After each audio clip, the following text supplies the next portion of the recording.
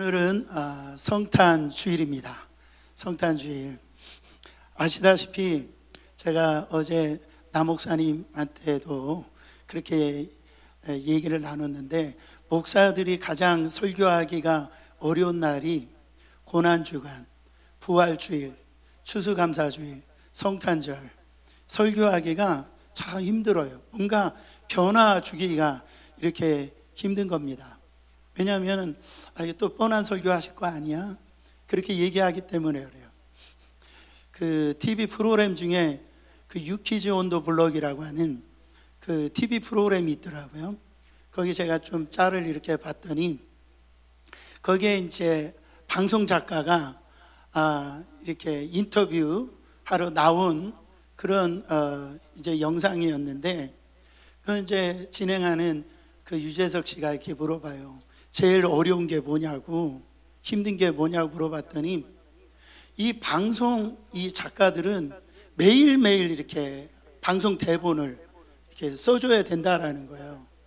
근데 이게 매일매일 새로운 거 이렇게 만들어내기가 이게 쉽지가 않다는 거죠. 그래서 써줬더니 거기에서 어느 날 그런 얘기를 들었다라는 거예요. 쌀로 밥 짓지 말라고. 여러분, 쌀로 밥을 줘야지 뭐를 줘요. 그러니까 이게 뻔하다라는 거죠. 그래가지고 매일매일 새로운 것들을 이렇게 어떤 내용을 만들어낸다라는 것이 쉽지 않은 것이다, 이렇게 얘기하면서 그게 참 공감이 되어지더라고요. 크리스마스 설교 참 많이 들었는데, 오늘 뻔한 설교처럼 안 들리길 원합니다. 여러분, 정말 우리가 알고 있는 이 성탄절 사건은요, 우리가 정말 뻔하게 받아들일 수 있는 사건입니까? 그럴 수가 없죠. 우주 만물의 주관자 되시고 전지 만물을 창조하신 그 하나님의 하나밖에 없는 아들이 인간의 몸을 입고 이 땅에서 태어나신 날이에요. 이건 놀랄 일입니다. 여러분, 생각을 해보세요. 그 하나님이시라는 분이 여자의 자궁 속으로 들어가 가지고 그래서 10개월 동안 웅크리고 있다고 생각만 해보세요. 이게 웃어 넘길 일이 아니죠. 여러분, 칼바르트라고 하는 이 신학자가 성경에서 나온 가장 큰 기적이 무엇이냐 얘기를 할 때, 천지창조도 가장 큰 기적이 아니랍니다. 오병이어 사건도 큰 기적이 아니래요. 여러분, 뭐 홍해가 갈라지는 거, 그런 기적이 아니라는 거예요. 이 하나님이 인간의 육체를 입고 이 땅에 내려오신 것, 그게 가장 큰 기적이라는 거죠. 여러분, 예수님이 귀신을 내어쫓는 게 무슨 기적이에요? 인간의 입장에서 보면 기적처럼 보이는 거죠. 뭐 안진뱅이를 일으키고 눈먼 자를 눈뜨게 하고요, 죽었던 자를 다시 살리는 게 그게 무슨 기적이에요? 하나님 입장에서 보면 그거 당연한 거예요. 인간의 입장에서 봐야 그게 바로 기적처럼 보이는 것이죠. 여러분, 정말 하나님이 인간으로 오신 사건입니다. 별로 안 놀라실 줄 알았어요. 뭐 하나님이니까 그 정도로 하실 수 있지 뭐, 이렇게. 여러분, 이 하나님이 인간이 되셨다는 사건보다 여러분 놀라운 기적이 어디 있습니까? 우리 성도님들 중에서도 강아지 좋아하는 분들이 있더라고요. 그래서 사실 저도요, 강아지를 좋아합니다. 그래서 강아지에게 이름도 붙여주고 또 강아지의 옷도 입히고요, 아주 그렇게 이 외국 사람들이 이렇게 보니까 강아지한테 유산도 물려주더라고요. 너무너무 사랑하는 거예요. 그렇게 사랑하는 분이라 할지라도 그 분한테 이 강아지가 되세요, 그렇게 하면은 그렇게 좋아하지 않으실 거예요. 그렇잖아요? 여러분, 애완견을 사랑한다 할지라도 본인이 강아지 된다라는 거 좋지 않은 거예요. 이게 좀 이 비교하는 게 어떻게 들릴지 모르지만, 하나님이시란 분이 만약에 강아지가 인간이 되어졌다, 진짜 놀랄 일이죠. 그렇죠? 근데 이거는 그게 아니에요. 하나님이 인간의 몸으로 오셨다라는 거예요. 정말로 이 일이 어떻게 일어날 수 있는가? 정말 이건 믿어지지 아니하는 그런 사건이라는 거죠. 오늘 본문 말씀에 보면은 바로 21절에 한번, 23절에 한번 이 메시아에 대한 이름에 관한 이야기가 두 가지가 나옵니다. 하나는 예수라는 이름이고 하나는 임마누엘이라고 하는 이름이 두 가지가 나와요. 이 이름의 뜻을 풀어가면서 제가 이 크리스마스에 대해서 예수님께서 왜 이 땅에 오셨는가? 우리는 이미 다 알고 있어요. 어떤 설교를 알고 있지만 이것이 여러분들에게 빛이 되어 주셔가지고 정말로 이 크리스마스의 은혜를 경험하는 귀한 시간 되기를 원합니다. 첫 번째로 예수님이 우리의 죄를 사하시기 위해서 오셨어요. 여러분 보세요. 로마서 3장 10절에 보니까 의인은 없나니 하나도 없다라고 그래요. 이 세상에 의인이 없어요. 우리가 정말로 예수가 아니면 의인이 될 자가 한 사람도 없어요. 똑같은 말씀으로 로마서 5장 12절에 보면 이렇게 나와 있어요. 다 같이 읽어보세요. 그러므로 한 사람으로 말미암아 죄가 세상에 들어오고 죄로 말미암아 사망이 들어왔나니 이와 같이 모든 사람이 죄를 지었으므로 사망이 모든 사람에게 이르렀느니라. 여러분 그 한 사람이 누굽니까? 우리 인류의 인간의 조상인 아담으로 말미암아 아담이 따먹지 말라라고 하는 그 선악과를 따먹고 불순종함으로 말미암아 죄가 들어왔다라는 거죠. 여러분 소가 이 새끼를 낳으면 뭐라고 그래요? 송아지라고 그래요. 이 말이 새끼를 낳으면 뭐라고 그래요? 망아지라고 그래요. 죄인이 이 자녀를 낳으면은 바로 죄인을 탄생하게 되어지는 거예요. 여러분 근데 죄인이 되었으면은 그것으로 끝나지 않습니다. 죄에는 반드시 결과가 있어요. 죄의 싹은 사망이라고 그랬어요. 그러니까 죄를 지었으면 거기에 대한 반드시 짚을 대가가 있다라는 거예요. 그 짚을 대가가 뭐냐면 사망이 임했는데 이 사망이라고 하는 것은 육체의 죽음을 이야기하는 게 아닙니다. 영혼의 죽음을 이야기하는 거예요. 여러분 이 영혼의 죽음이라고 하는 것이 무엇이냐면 바로 하나님과 우리의 사이에 단절됨을 의미합니다. 그러니까 하나님과 관계가 끊어진 것을 영혼이 죽었다, 그거를 의미하는 거예요. 여러분 죄 짓기 전만 해도 아담과 하와는요 하나님을 사랑했어요. 또 하나님 만나는 것이 너무너무 좋았어요. 이 하나님을 만나는 것이 평안했고 꺼리낌이 없었어요. 근데 죄를 짓고 난 다음에 하나님 만나는 것이 무서워졌어요. 꺼리끼게 되어졌어요. 도망가게 되어집니다. 범죄자들은요 경찰차만 봐도요 그렇게 두려운 거예요. 무서운 거예요. 도망가는 겁니다. 여러분 죄의 결과가 이런 거예요. 왜 그래요? 영혼이 죽었기 때문에 그래요. 왜 영혼이 죽습니까? 바로 이 하나님과 이 관계가 끊어졌어요. 이게 영혼의 사망이에요. 그래서 우리 인생의 문제가 뭐냐면은 이 죄의 결과인 이 죽음을 맞이했는데 이 죽음의 그 능력을 벗어날 힘이 없는 거예요. 여기에서요 죽음의 문제를 풀 수 있는 능력이 우리 인간에게 없다라는. 여러분 우리가 죄로부터 도망갈 수 없다라는 반증이 뭐냐면은 바로 이 죄가 유혹하는데요 그거를 뿌리칠 수 있는 힘이 없어요. 그래가지고 죄가 유혹하잖아요. 어떤 사람은 싫어서도 죄를 짓고 좋아서도 죄를 짓고 이 방법 저 핑계 다 대고요 그 죄를 짓는 거를 볼 수가 있습니다. 죄로부터 도망갈 수 있는 능력이 손톱만큼도 없다라는 거예요. 그걸 뭐라고 그러냐면은 죄의 노예가 되어졌다 그래요. 여러분 노예가 뭡니까? 주인이 시키는 대로 다 하는 게 노예예요. 그냥 이유가 없어요. 죄의 노예가 돼가지고 마귀의 종이 돼버렸어요. 그래가지고 평생을 마귀가 이끄는 대로 그렇게 인생을 살다가 여러분 망하는 거예요.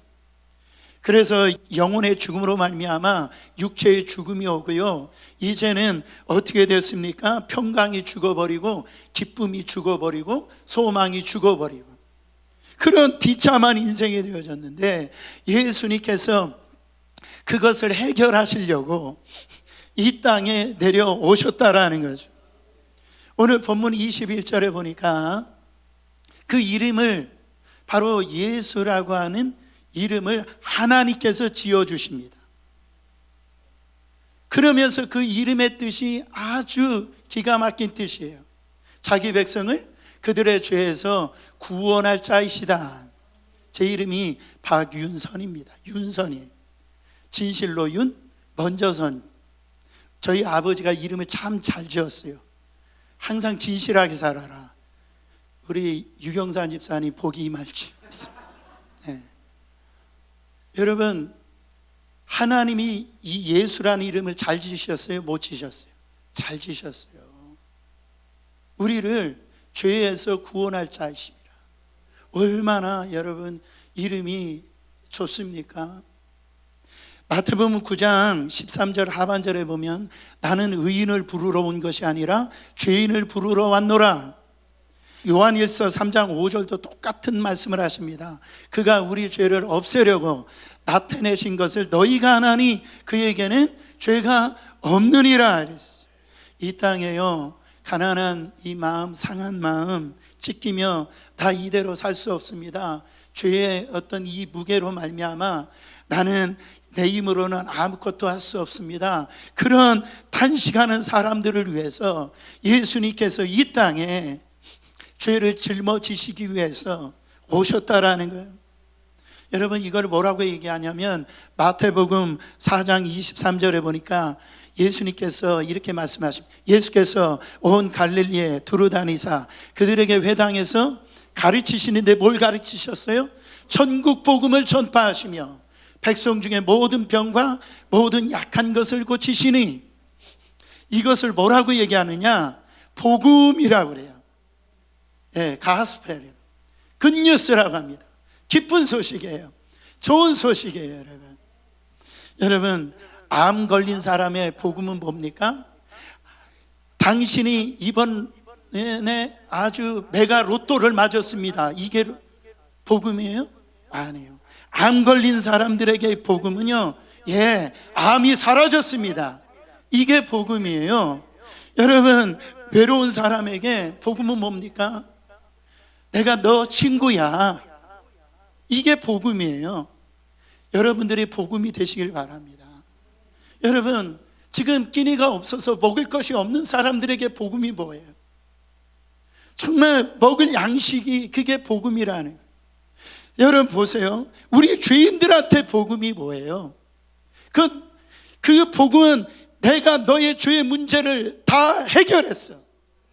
이게 복음인 거예요. 왜? 우리의 힘으로, 우리의 능력으로, 우리의 의로는 이 죄를 해결할 수 있는 능력이 없으니까, 사탄의 이 노예된 우리의 이 삶을 갖다가 해결할 수 있는 힘이 없으니까 너의 죄가 이 시간에 끝났다. 이 선언이 복음이 된다라는 거죠. 이것을 위해서 예수님께서 이 땅에 오셨다라는 거예요. 근데 예수님이 오시기 전에 어떤 일이 있었냐면은 가짜 복음을 전하는 사람들이 있었어요. 그게 누구냐? 서기관들이나 바리새인들이나 사두개인들이 이 가짜 복음을 전한 거예요.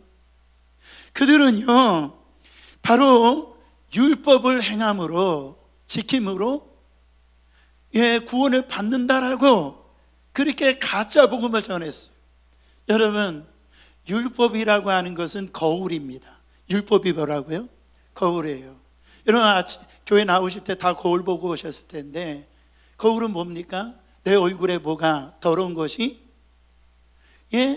있는 것을 알려주는 게 거울이에요. 알려줘. 거울은 뭡니까? 이제 너가 이 얼굴에 더러운 게 묻었으니까 가서 물로 씻어라. 그게 거울에 하는 역할이에요. 율법이 그런 거예요. 율법 안에서 우리의 죄인됨이 깨달아져요. 그러나 이 죄를 해결할 수 있는 능력이 없어요. 율법은 거울이에요. 어디 가서 씻어라? 예수 그리스도의 십자가로 씻어라. 그래 죄의 용서함을 받는다. 근데 이 사두개인들과 서기관들은 더러운 거는 알았는데 그 율법을 지킴으로 행함으로 그들이 구원받는다라고 그렇게 착각을 했어요. 근데 그렇게만 자기가 그렇게 믿고 지옥 가면 끝나지만은 안타까운 게 뭡니까? 마태복음 23장 13절에 예수님이 이렇게 말씀하십니다. 화 있을진저 외식하는 서기관들과 바리새인들이여, 너희는 천국 문을 사람들 앞에서 닫고 너희도 들어가지 않고 들어가려 하는 자들도 들어가지 못하게 하는도다. 그래, 너희들이 그렇게 믿고 있어? 그래가지고 율법을 행하고 지키고 그래가지고 구원받을 수 있어? 그게 예수님이 가장 이 화를 내게 하시는 그 부분이어서, 그래 너희들 그렇게 생각으로 지옥 가. 근데 안타까운 건 뭐냐면 그런 거를 갖다가 그거를 다른 사람들한테도 가르쳐가지고 구원의 문을 닫아버리고, 여러분 이 천국에 들어가지 못하게 만든다라는 거죠. 이것을 우리 예수님이 가장 악한 짓을로 그렇게 책망하셨다라는 거예요. 제가요, 근데 그들이 자기가 그렇게 하는 줄을 몰랐어요. 왜? 소경된 자니까. 2022년도에 황당한 뉴스가 있었습니다. 지금 우리가 어디에서 살고 있어요? 뉴욕에 살고 있는데, 여러분 뉴욕 맨하탄에 가보면은 현대미술관 그 모마라고 하는 데 있잖아요. 다 가보신 줄 믿습니다. 근데 거기 가보면은 그 네덜란드의 추상 이 화가 이 피에트 몬드리안이라고 하는 이 추상 화가가 있는데, 그림이 뉴욕시티 원이라고 하는 그림이에요. 근데 자그마치 75년 동안 이 그림이 거꾸로 매달려 있었대요. 근데 이게 추상 그림이니까 이게 보니까 이게 빨간 거, 노란 게 이렇게 위아래로 직선으로 가로로 있었으니까 어디가 위인지 어디가 아래인지 어떻게 알아요? 그렇죠? 그러면서도 와, 이게 수백만 불짜리 그림이야. 사람들이 거꾸로 72년 동안 거꾸로 달려 있으면서도 그런 줄 알았다라는 거죠. 왜 이런 일이 생긴 겁니까? 여러분, 이 볼 수 있는 눈이 없으니까, 진리에 대한 볼 수 있는 눈이 없으니까 이 뒤집어 놓고도 그건 줄 모르고 그렇게 72년을 걸어놨다라는 거죠. 내가 소경인데 다른 사람에게 이리 가라 저리 가라, 그렇잖아요. 그 안내하고 있었다라는 거. 자기만 지옥 가는 게 아니라 같이 지옥 가게 만들더라는 거예요. 잘못 인도하니까 그렇게 되는 거예요. 얼마 전에도요, 황당한 뉴스가 있었어요. 남미 콜롬비아에서 번지 점프를 이렇게 하러 올라갔는데, 이 번지 점프를 이렇게 안내해주는 사람이 자 뛰세요 그렇게 얘기했대요. 근데 앞에 있는 그 여자분 한 분이 이거 착용도 하기도 전에 뛰어내려 버렸대요. 이 안내하는 사람이 저 뒤에 있는 그 남자한테, 착용이 되어 있는 사람한테 뛰라고 얘기를 했는데, 앞에 있는 그 여자가 그냥 그 소리를 듣고 뛰어내린 거예요. 여러분, 이렇게 잘못 안내했고 잘못 들었어요. 얼마나 황당한 얘기입니까? 여러분, 오늘날도 마찬가지예요. 오늘날도 이 교회가 잘못된 시그널을 이 세상에 보여주는 일들이 너무나 많이 있습니다. 그게 뭡니까? 왜 그렇게 된 거예요? 우리 교회가 소경이 되어버린 거예요. 그래가지고 교회에서 와서 이 스님들도 들을 만한 착하게 살아라, 그런 얘기만 하는 거죠. 사랑하는 성도 여러분, 복음이라는 게 뭐냐요? 착하게 사십시오, 뭐 어떻게 사십시오, 뭐 부자 되십시오. 여러분 생각해 보면 스님들이 더 착해요. 산속에 있는데 뭐. 여러분, 우리는 죄로부터 구원받았는데 어떤 죄로부터 구원받습니까? 도덕적인 죄예요? 아니에요. 그러니까 내가 저 사람보다 좀 선해, 착한 것 같아, 내가 뭔가 나은 것 같아. 그거는 복음이 아니에요. 복음이라고 하는 것은 도둑질하지 말아라, 살인하지 말아라, 이거는 부수적인 거예요. 복음이라고 하는 것은, 교회라고 하는 것은 영적인 죄에서 해결받게 해주는 것이 여러분 교회인 거예요. 그게 복음이라는 거예요. 영적 사망을 갖다가 해결해 주는 것이, 그게 복음이에요. 근데 그 예수님이 이 땅에 이렇게 오셨는데 어떤 모습으로 오셨답니까? 예, 아기의 모습으로 오셨어요. 아기의 모습으로. 이런 동물의 왕국에 이렇게 보면은요, 이런 어떤 어지간한 송아지나 이런 망아지 그리고 양들이 이렇게 태어나잖아요. 그러면은 태어나자마자 한 10분, 20분 되어지면 일어납니다. 그리고 한두 시간 있으면은 막 걸어 다니고 뛰어요. 근데 사람은요, 딱 태어나면은 걷는 데만 해도 거의 1년이 걸립니다. 일어나는 데만 해도. 사람 되는 데는요, 20년 정도, 어떤 사람은 20년 돼도 사람이 안 돼. 여러분, 가장 연약한 아기의 모습으로 또 어디서 태어나셨어요? 말구에서 태어나셨어요. 저도 어렸을 때 그 소를 외양간에 이렇게 키워봤는데, 우리가 이렇게 정말 이렇게 성탄절 하면, 이렇게 말구하면 그 위에서 막 성탄절 트리가 있고 위에서 막 빛이 막 쏟아지고 뭔가가 이렇게 아주 막 그럴듯하게 낭만적으로 이렇게 보이는데, 여러분, 말구유가 뭡니까? 말이 먹는 그 밥통이에요. 그 위에서 우리 예수님이 태어나셨다. 그러니까 무슨 얘기하고 싶은 거냐면, 가장 낮은 곳에 가장 연약한 모습으로 우리 예수님이 오셨다고요. 여러분, 예수님이 나신 소식을, 이 기쁜 소식을 가장 먼저 아는 사람이 누굽니까? 여러분, 양치는 목자들이었어요. 이 셰퍼드 이렇게 얘기를 하면은 뭔가가 또 낭만적으로 이렇게 보이잖아요. 근데 그 당시에는 이 목자들은 세상에서 가장 천한 대접을 받고요, 세상에서 인정 못 받는 그런 멸시받는 직업군이 바로 목자들이었어요. 우리는 좋은 소식이 있으면 가장 힘 있는 사람, 영향력 있는 사람, 그 사람한테 전해줘야 극대화가 되잖아요. 그러면 이 좋은 소식을 이렇게 이 헤롯 왕궁이라든지 아니면 로마 황제에게 알려줘야 되는 게 아니에요? 근데 가장 말도 안 먹히는, 그 영향력이 없는 그 목자에게 가장 기쁜 소식을 전했던 얘기가 뭐를 의미할까요?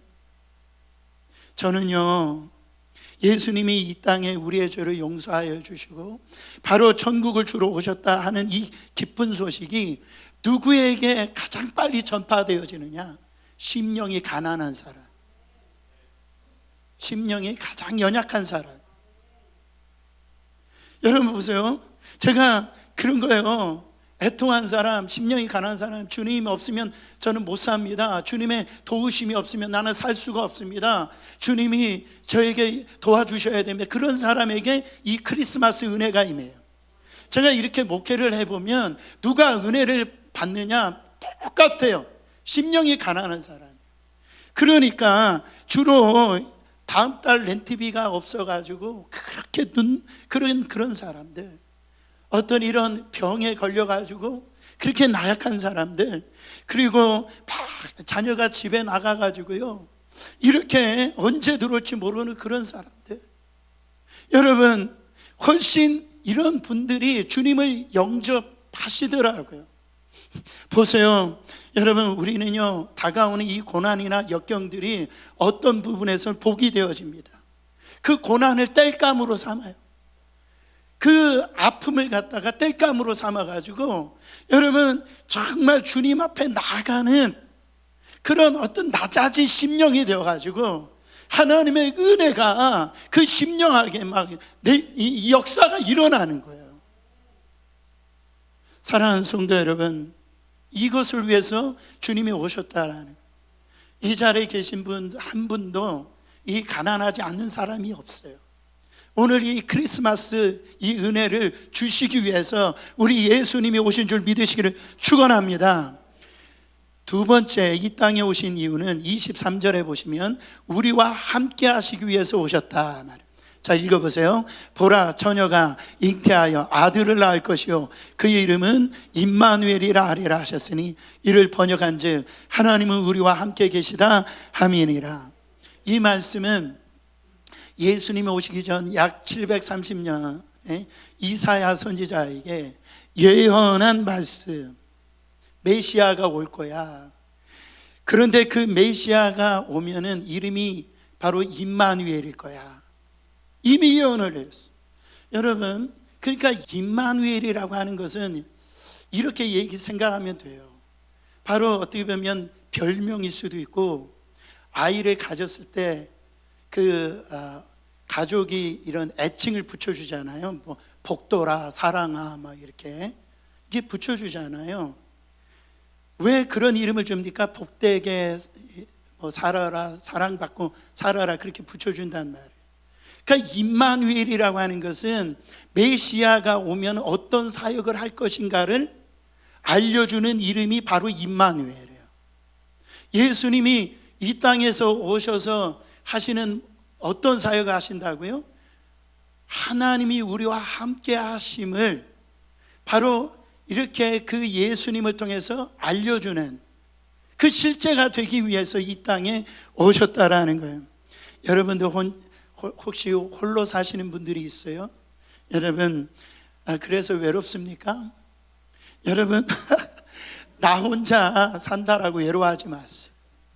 우리 하나님이 여러분들과 함께 계십니다.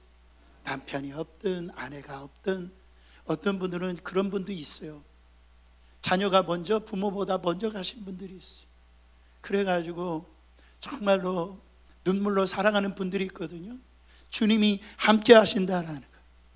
제가 처음으로 말씀드리는데, 제가 2년 전에 거의 한국에 갔었잖아요. 한국에 갔는데 제가 고등부 전도사 때 제가 가르쳤던 자매 둘이 저를 이렇게 만나러 왔는데, 결혼했죠. 결혼했는데 어디에서 만났냐면 서울역 앞에서 이렇게 제가 이렇게 만나 약속을 했는데, 그 두 자매가 이렇게 왔는데 그 중에 한 자매가 저를 보자마자 막 껴안는 거예요. 껴안으면서 많이 그냥 우는 거예요. 막 통곡하면서 막 우는 거예요. 거기 사람들이 많이 지나가는데 누가 보면 무슨 불륜 현장처럼 그렇게 보여지도록 막 우는 거예요. 그래서 저도 할 수 없이 이렇게 토닥여주고 이렇게 안아줘요. 어느 정도 이렇게 진정돼서 왜 그러냐고 물어봤더니, 자기 이렇게 아이가 하나 있는데 얼마 전에 이제 남편하고 이혼했다고 그러면서 막 그냥 전도사님 보니까 자기도 모르게 막 그렇게 됐다라는 거죠. 그래서 힘내라고, 이렇게 용기 내라고 그렇게 제가 위로를 했지만은, 여러분, 인간의 위로가 얼마나 갈까요? 제가 그 얘기하고 싶은 거예요. 그게 며칠이나 갔냐 말이죠. 제가 목회하면서 성도님들 이 모양 저 모양 위로하잖아요. 위로하는데 그 위로가 얼마나 갑니까? 오래 가지 않더라는 거 템포러리예요. 여러분, 우리에게 필요한 건 템포러리 위로가 아니죠. 영원한 위로입니다. 그 위로를 여러분 주시기 위해서 우리 예수님이 오셨는데, 여러분, 성경에서 예수님께서 성령님을 표현할 때 뭐라고 표현하냐면 보혜사라고 표현합니다. 이 보혜사를 헬라어로 파라클레토스라고 얘기하네요. 이 파라클레토스라고 하는 말이 위로자, 돕는 자, 그런 의미예요. 여러분, 원래 예수님이 보혜사이셨어요. 그 보혜사 되신 예수님이 다른 보혜사를 우리 가운데 보내신다라고 하셨는데, 그 보혜사가 하시는 일이 뭐냐면은 우리를 위로하고 우리를 헬퍼, 돕는 역할을 한다라는. 우리가 이런 돕는다라고 할 때 항상 잘못된 생각을 갖고 있는 건 뭐냐면 우리보다 낮은 사람들이 무슨 종이 돼가지고 우리를 이렇게 돕는 거로 생각하거든요. 여기서 말하는 돕는 것은 그걸 얘기하는 게 아니에요. 가장 뛰어나고 유능하고 힘 있는 분이 낮아져서 우리를 돕는다라는 거예요. 여러분, 요한복음 14장 16절 말씀 읽어보세요. 내가 아버지께 구하겠으니 그가 또 다른, 그렇죠, 예수님이 보혜사인데 또 다른 보혜사를 너에게 주사 영원토록 왜 보내주셨답니까? 너희와 함께 있게 하리니. 지금 예수님은요 내일 죽으세요. 십자가에서 죽으신단 말이에요. 요한복음 14장, 15장, 16장을 이렇게 보시면 계속해서 말씀하는 게 뭐냐면 너가 보혜사 성령을 기다리라. 보혜사 성령을 기다리라. 너희와 영원히 함께 할 것이다. 여러분, 그 말씀을 계속 하신다. 요한복음 14장 26절 보세요. 보혜사 곧 아버지께서 내 이름으로 보내실 성령, 그가 너에게 모든 것을 가르치고 내가 너에게 말한 모든 것을 생각나게 하리라. 아버지께서 보내실 성령이라고 그랬어요. 그러니까 성령이라고 하는 것은 누구의 이름으로 성령을 받아요? 누구 이름으로 구해요? 예수님의 이름으로 구해야 돼요. 근데 성령을 누가 보내주세요? 하나님 아버지가 보내주셔요. 그러니까 우리가 성령을 받으려면 예수 이름으로 하나님 앞에 구할 때 성령을 받는 거예요. 보혜사가 임하는 거예요. 여러분, 성령이 오셔서 예언하실 거라고 그랬어요. 성령이만, 요엘 선지자가 그렇게 얘기했잖아. 자녀들이 예언하죠. 청년들은 환상을 보고 노인들은 꿈을 꾸리라. 이거를 어떤 신학자가 이 광고한다 이렇게 표현하더라고요. 여러분, 광고는 뭐를 의미하냐면 지금 내가 없는데 그 있는 것으로 선전하는 거, 그게 광고라는 거예요. 그래서 요즘에 한국 광고들을 유심히 이렇게 보면 어떤 물건을 팔든지 어떤 거를 광고를 할 때 거기 보면은 이 가족이 나오는데 한 4명의 이 가족이 나와요. 이렇게 아빠, 엄마, 뭐 이렇게 두 자녀 이렇게 나온단 말이에요. 왜 그러느냐? 지금 한국은 자녀들을 안 낳아요. 아이를 안 낳아요. 그래가지고 그 모든 어떤 물건을 팔든지 광고를 할 때 지금은 아니지만 앞으로 이런 이상적인 가족을 이렇게 꿈꾸라고 그렇게 광고를 하는 거예요. 광고. 미국은요, 광고를 가만히 보면은요, 이런 흑인이나 이런 백인들이 같이 어우러지는 모습들을 광고에서 얘기합니다. 그러니까 미국은 인종에 대한 어떤 이런 차별이 아직도 있다라는 거죠.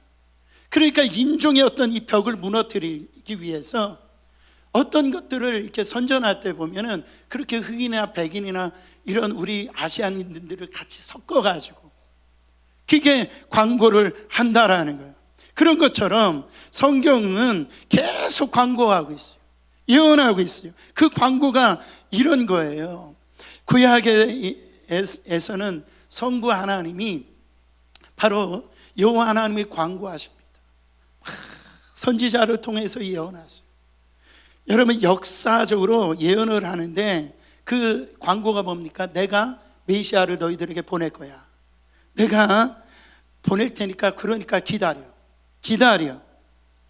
이거를 누구부터 시작했어요? 여러분, 인류의 우리의 조상인 이 아담으로부터 이제 시작을 했는데 이 아담이 범죄하고 난 다음에 하나님께서 그에게 이 메시아를 약속을 합니다. 어떻게 약속하냐면 그들은요 범죄하고 난 다음에 자기들의 어떤 이 벌거벗음이 드러납니다. 그러니까 자기들의 벌거벗은 것, 수치스러운 것을 이렇게 가리려고 여러분 노력을 하는데 나뭇잎으로 옷을 가려요. 여러분 보세요. 그럼 인간의 노력으로 그게 가려집니까? 우리의 수치가 어떤 돈을 많이 번다고 해서 그 수치가 가려져요? 내 지식이 많다고 해서 그 수치가 가려집니까? 내가 어떤 이런 뭐 세상적인 것들을 화려하게 산다라고 해서 이 수치가 가려지는 게 아니에요. 제가 어떤 목사님 설교를 듣는데 그 목사님이 강남에서 이렇게 목회하시는 목사님인데 그 교회에요, 그 이대 나오고 뭐 이렇게 아주 막 강남이니까 잘 살잖아요.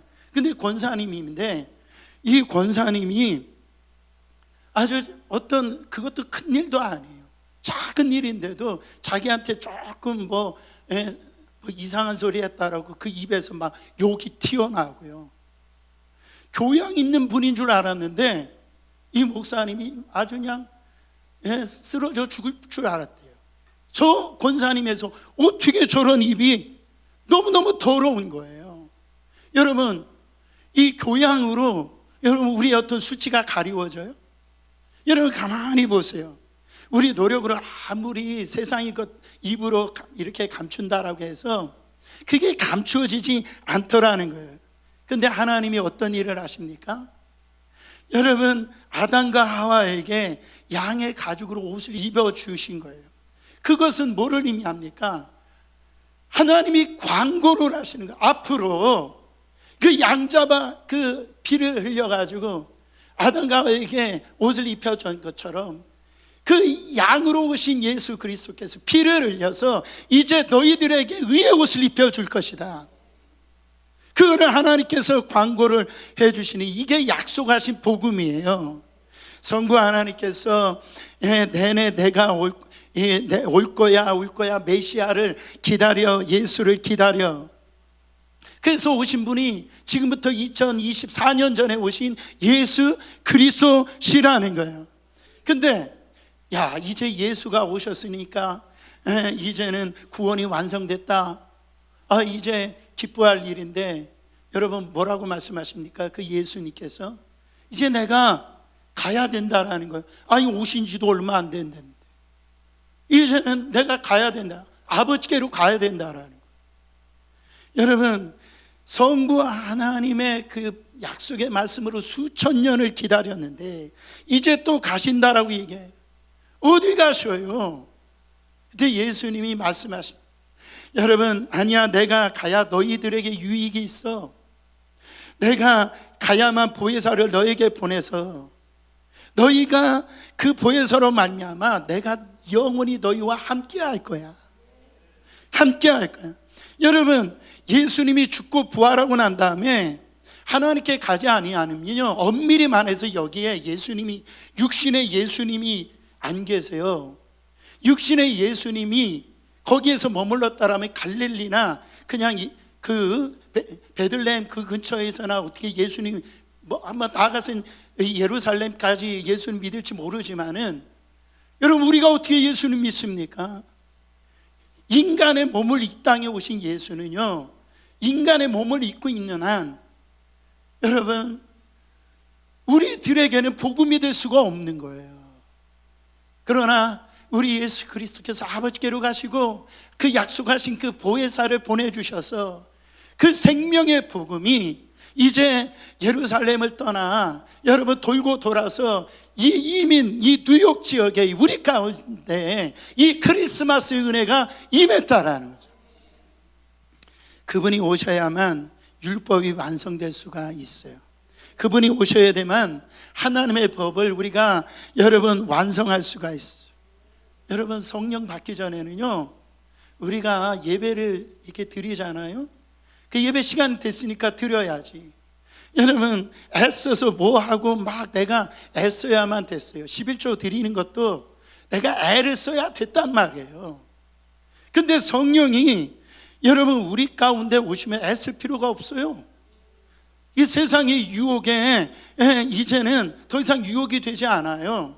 여러분, 이제는 옛날에 그렇게 술, 담배, 마약 이렇게 안 하려면 막 애를 써야 되고 막 그래야 되는데요, 이제는요 여러분 성령이 임하지 않으면 그게 보기도 싫어. 구역질 난단 말이에요. 그래가지고요 새로 태어나니까 여러분 성령님이 나와 함께 계시기 때문에 그런 일이 일어난다라는 거예요. 그래서 여러분, 예수님이 가장 큰 소원이 뭔지 아세요? 가장 큰 소원이 성령 받는 겁니다. 성령 세례를 받는 거예요. 성령을 경험하는 거예요. 이게 엄청난 복음입니다. 여러분, 십자가를 통해서 우리가 구원을 받아요. 그러나 그게 거기에서 끝나는 게 아닙니다. 그 온전한 복음이 아니에요. 온전한 복음 뭐예요? 그 예수가 사흘 만에 부활하셨다. 부활하셔서 지금 아버지 우편에 앉아 계신다. 여러분, 십자가의 죽음과 부활의 영광이 있어야 복음이에요. 그런데 무엇보다 더 좋은 게, 이 중요한 게 뭡니까? 십자가도 알겠고 부활도 안다라는 거예요.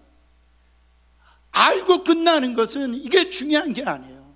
크리스마스가 오늘 예수님이 나의 죄를 위해서 이 땅에, 인간의 몸으로 이 땅에 오셨고, 그가 정말 우리의 죄를 사하시기 위해서 십자가에서 죽으셨고, 죽으셨을 뿐만 아니라 3일 만에 부활하셨다. 그거로 알고 끝나는 게, 그게 복음이 아니에요. 그게 내가 믿어져야 되잖아요. 그게 경험이 되어져야 되죠. 그게 보혜사가 하시는 일이에요.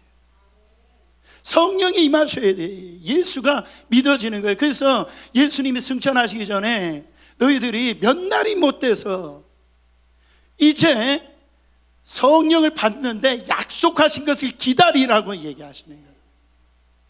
그래서 오순절 날에 여러분, 성령이 그들에게 임합니다. 보혜사가 그들에게 임하는 거예요. 그러니까 예수님의 소원이 뭐냐? 성령 받는 거예요. 성령을 경험하는 거예요. 여러분 보세요. 오늘 예수가 이 땅에 육신을 입고 오신 이유가 정말 죽고 부활하여 성령 받는 것이 하나님의 이 소원이고 하나님의 소망이고 바로 예수 그리스도의 소망이라는, 이것이 우리 어린이학교의 사명이라는 겁니다. 저희 목회의 사명이에요. 교회는 교인을 만들어내는 곳이 아니에요. 교회는 영적 사망에서 건져내는 거예요.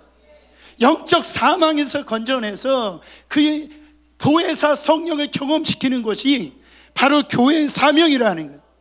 성령이 받아야 어떤 일이 납니까? 주인이 바뀌어요. 주인이 바뀌어요. 성령 받지 아니하면 머리로만 하는 겁니다. 그런 지식으로 신앙생활하는 겁니다.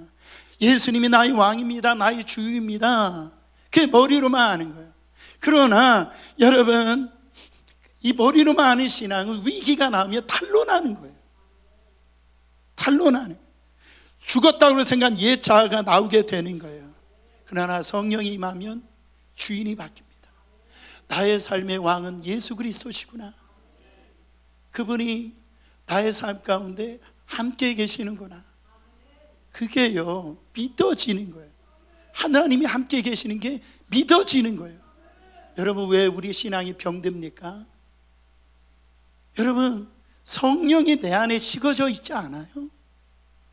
예수 그리스도가 오늘 이 땅에 임마누엘로 성령님이 보혜사로 역사하신, 그분의 도우심이 없이 예수가 나올 길이 없는 거예요. 예수가 나타날 길이 없는 거예요. 다 꺼져 있는데, 지식적인 신앙 아니면 나는 누구의 아들이고 나는 정말 이만큼 프로그램 했고 신앙생활 했고, 나의 어떤 그 노력, 그 율법으로는 전혀 이 크리스마스의 은혜를 경험할 수가 없어요.